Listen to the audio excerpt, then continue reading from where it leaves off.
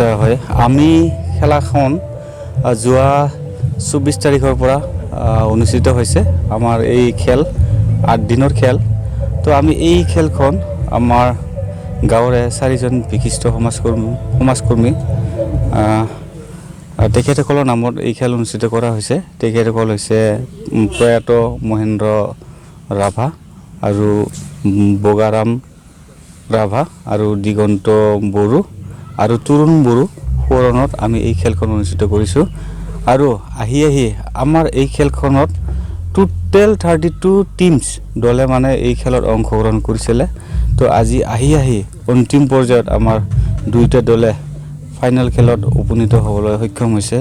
আমি বহুতো ভাগ্যৱান বুলি ক'ব লাগিব। আমি খেলখন গাঁও ভিত্তিত অনুষ্ঠিত কৰিছোঁ যদিও আমাৰ ইয়াত সৌভাগ্য এটা ঘটিছে যে অসমৰ নামী দামী প্লেয়াৰ আমি ইয়াত দেখিবলৈ সক্ষম হৈছোঁ। আমাৰ ইয়াতে 6-7জন মানে শ্বিলঙৰ লাজঙৰ প্লেয়াৰ ইয়াতে খেলিবলৈ আমি দেখা পালোঁ। আৰু আমি মণিপুৰৰ খেলুৱৈসকলকো আমি ইয়াত দেখা পালোঁ, বহুত ভাল লাগিছে। তো আজি আমাৰ ফাইনেল খেলখন অনুষ্ঠিত হ'ব আৰু এই ফাইনেল খেলখনত আমাৰ চিফ গেষ্ট হিচাপে আমাৰ বিধানসভাৰ অধ্যক্ষ তেখেত মাননীয় শ্ৰীযুত বিশ্বজিৎ দৈমাৰী তেখেতে চিফ গেষ্ট হিচাপে আহিব আৰু চিফ গেষ্ট হিচাপে তেখেতকে আমি আজি এই খেলখন উদ্বোধন কৰিব দিম। আৰু তাৰ লগতে আমি খেলৰ লগতে স্পৰ্টছৰ লগতে আমি কালচাৰটো কিছু সাঙুৰি ৰাখিছোঁ, ইয়াতে ইনক্লুড কৰি ৰাখিছোঁ, যাতে যিহেতু কোভিডৰ মহামাৰী কালত আমাৰ শিল্পীসকলেও কিছু ব্যস্ততাৰ পৰা আঁতৰি আছিলে। তো আমি তেওঁলোকক ইয়াতে সাঙুৰি পেলাই আমি কিছু তেখেতসকলকো কাম কৰাৰ সুযোগ দিছোঁ। তো আমি আজি ইয়াত ফাইনেল খেলখনত আমি যিহেতু কোভিডৰ মহামাৰীৰ SOP চলি থকাৰ বাবে আমি ইয়াত বাদ্যযন্ত্ৰৰে আমি গীত পৰিৱেশন দিব নোৱাৰিব পাৰোঁ, কিন্তু আমি অসমৰ বিখ্যাত আমাৰ শিল্পী আজিও আহিব। ইয়াতে আজি আমাৰ সাংস্কৃতিক সন্ধিয়া হিচাপে আমি তেখেতসকলকো গান গাওয়াৰ সুযোগ দিম। তেখেতসকল হৈছে আমাৰ ভৃগু কাশ্যপ, তেখেতৰ এজন শিল্পী, অসমৰ চবেই জানে। আৰু আমাৰ বাবু বৰুৱা, তেখেতৰ এজন বহুত ভাল শিল্পী, তেখেতো আহিব। ইয়াৰ লগতে আমি আমাৰ যিবিলাক নেকি নেশ্যনেল আৰু ৰাজ্যিক পৰ্যায়ৰ খেলুৱৈ আছে তেখেতসকলকো আমি আমন্ত্ৰিত কৰিছিলোঁ সম্বৰ্ধনা দিবৰ বাবে, কিন্তু আমি কিছুমান ক্ষেত্ৰত আমি তেখেতসকলক পাবলৈ সক্ষম হোৱা নাই। তেখেতসকলে নিজৰ ট্ৰেইনিঙৰ বাবে বিভিন্ন জাগাত আছে, সেইটো কাৰণে আমি তেওঁলোকক পাবলৈ সক্ষম নহ'লোঁ। তথাপিও আমি শেষৰ ফালে হ'লেও আমি কুঞ্জলতা বড়ো বাইদেউক পাইছোঁ। আৰু তেনেকৈ আমাৰ লগত সাংস্কৃতিকৰো বহুত মানুহ জড়িত হৈ আছে ইয়াতে। লগতে আমাৰ বিপুল ৰাভা হাস্য ৰক্ষক, এই আমাৰ কৌতুক শিল্পী বিপুল ৰাভা, তেখেতো আমাৰ লগত কণ্টিনিউ লাগি আছে। আৰু লগতে আমাৰ ইণ্ডিয়ান হিৰো, যাক আমি জানো হিন্দী চিনেমা জগততো তেখেতে অভিনয় কৰি, টেংগু চাৰ্লিত অভিনয় কৰি তেখেতে আমাৰ সুনাম কঢ়িয়াই আনিছে অঞ্চলৰ আমাৰ পবিত্ৰ ৰাভা ছাৰ, তেখেতেও আমাৰ লগত সহযোগ কৰি আছে। আৰু খেলৰ ফালৰ পৰা আমাক এনি টাইম যিকোনো মুহূৰ্ততে আমাক সহায় কৰি আছে লক্ষী বড়ো ছাৰ, তেখেতে হৈছে ভাইচ প্ৰেছিডেণ্ট আসাম ফুটবল এছ'চিয়েশ্যনৰ, তেখেতেও আমাক বহুত সহায় কৰিছে। আমি বহুতো সুখী অনুভৱ কৰিছোঁ। আৰু আজি খেলখনত আমি সকলো ৰাইজকে আহ্বান কৰিব বিচাৰিছোঁ যাতে সকলোৱে আহি খেলখন উপভোগ কৰক, যাতে ইয়াত কোনো বিশৃংখলতাৰ সৃষ্টি নহয়, শান্তিপূৰ্ণভাৱে যাতে মানুহে দৰ্শকে খেল উপভোগ কৰে, সেইটোকে বিচাৰিছোঁ। আচ্ছা, চূড়ান্ত খেলখনত আজি আমাৰ ওচৰৰে মানে শুক্লাপাৰা ৰৈচুমৈ ক্লাব আৰু নাওবন্ধা SC ছানৰাইজৰ মাজত আজি চূড়ান্ত খেলখন অনুষ্ঠিত হ'ব। আৰু যিটো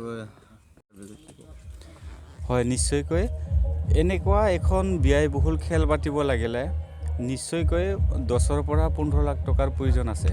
তো আজিৰ তাৰিখত কোনো মানুহকে কালেকশ্যনৰ ভিত্তিত কালেকশ্যনৰ কথাটো লৈ পেলাই কোনো এটা প্ৰগ্ৰাম ছাকচেছ কৰিবলৈ বৰ্তমান সময়ত আমি ঠিক হ'ব বুলি নাভাবোঁ। সেইটো কাৰণে আমি কোনো এজন মানুহক তেনেকুৱা কালেকশ্যনৰ ব্যৱস্থা কৰা নাই, কাকো আমি পইচা বিচাৰি যোৱা নাই, আমি আলহী হিচাপে আমন্ত্ৰণ কৰিছোঁ। সেই হেতুকে আমি এটা সামান্য প্ৰৱেশ মূল্য এটা ল'বৰ কাৰণে বাধ্য হ'ব লগা হৈছে। নহ'লে এনেকুৱা এখন গেম পাতিবলৈ হ'লে বহুত টকা পইচা খৰচ হয়, সেইটো কাৰণে আমি সামান্য প্ৰৱেশ মূল্য এটা ল'বলগীয়া হৈছে। সেইটো ঠিক। কিমান লোৱা হৈছে? আমি চকীৰ ব্যৱস্থা কৰি দিছোঁ। গোটেই চকীত বহাবিলাকৰ কাৰণে আমি 50 ৰুপিজ ধাৰ্য কৰিছোঁ। যিহেতু ৰাতিৰ গেম এটা গ্লুমাৰাছ এটা আছে ন, এইটো কাৰণে আমি 50 টকা ল'ব লগা হৈছে। লাইটৰ বহুত খৰচ বহুত খৰচ আছে মানে। তাৰপিছত আমি যিটো ষ্টেণ্ডিং হ'ব সেইটো 30 ৰুপিজ আমি ধাৰ্য কৰা হৈছে। সেইটোৱে মানে আৰু। আজি আপোনালোকে উপস্থিত হোৱাৰ বাবে ধন্যবাদ জ্ঞাপন কৰিছোঁ। 1 নং পুৰণি ভেৰগাঁও জনতা সংঘৰ তৰফৰ পৰা। চ' আমি বহুদিন কষ্ট কৰি যোৱা 24 তাৰিখৰ পৰা আমি 1 নং পুৰণি ভেৰগাঁও জনতা সংঘত উদ্যোগত আমি মানে খেলখন অনুষ্ঠিত কৰিছোঁ। আমি 4জন মহান ব্যক্তিসকলৰ নামতে আমি খেলখন পাতিছোঁ। তেখেতসকল হৈছে আমাৰ স্বৰ্গীয় মহেন্দ্ৰ ৰাভা সোঁৱৰণী আৰু স্বৰ্গীয় তৰুণ বড়ো সোঁৱৰণী, স্বৰ্গীয় বগাৰাম ৰাভা সোঁৱৰণী, স্বৰ্গীয় আমাৰ দিগন্ত বড়ো সোঁৱৰণী। চ' আজি আমি নথৈ আনন্দিত হৈছোঁ তেখেতসকলে যে তেখেতক আমি সোঁৱৰিব পাৰিছোঁ। চ' আমি 24 তাৰিখৰ পৰা আজিৰ তাৰিখলৈকে আজি আমাৰ ফাইনেল খেল। সেই ফাইনেল খেলত আমাক বহুতো আমাৰ লগত জড়িত থকা ব্যক্তিসকলে আমাক বহুত খেলখনৰ কাৰণে অৰিহণা যোগাইছে। তেখেতসকল হৈছে আমাৰ অতি মৰমৰ আমাৰ ওচৰ চুবুৰীয়াৰ আমাৰ ভাইচ প্ৰেছিডেণ্ট অসম ফুটবল এছ'চিয়েশ্যনৰ লক্ষী ছাৰ আগবঢ়াইছে। তেখেতসকলক আমি জনতা সংঘৰ তৰফৰ পৰা আমি তেখেতসকলক ধন্যবাদ জ্ঞাপন কৰিছোঁ। আৰু আমাৰ অতি মৰমৰ মানে শিল্পী জুবিন গাৰ্গো 24 তাৰিখে আমাক মানে আমাৰ খেলখন মানে অপেনিং কৰি দিয়াৰ বাবে তেখেতক আমি জনতা সংঘৰ তৰফৰ পৰা ধন্যবাদ জ্ঞাপন কৰিছোঁ। আৰু লগতে আজি আমাৰ ফাইনেল খেলখন অনুষ্ঠিত হ'ব। সেই অনুষ্ঠিতত আমাৰ অসমৰ অধ্যক্ষ মহোদয় মাননীয় শ্ৰীযুত বিশ্বজিৎ দৈমাৰী উপস্থিত থাকিব। আৰু লগতে আমাৰ SDP ছাৰো আমাৰ ইয়াতে উপস্থিত থাকিব, আমাৰ ভেৰগাঁও মহকুমাৰ।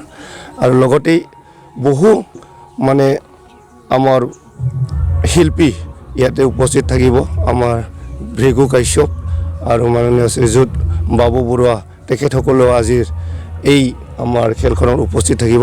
তেখেতসকলে আমাক কিছু পৰিমাণ হ'লেও মানে ৰাইজক উৎসাহিত কৰিব, তাৰ বাবে আমি ধন্যবাদ জ্ঞাপন কৰিছোঁ। আৰু লগতেই যিসকল আমাৰ ৰাইজে আজিৰ খেলখন উপভোগ কৰিবৰ কাৰণে সাজু হৈ আছে, আৰু তেখেতসকলকো আমি আমাৰ জনতা সংঘৰ তৰফৰ পৰা মানে তেখেতসকলক আহিবৰ কাৰণে আমি অনুৰোধ জনাইছোঁ। ধন্যবাদ।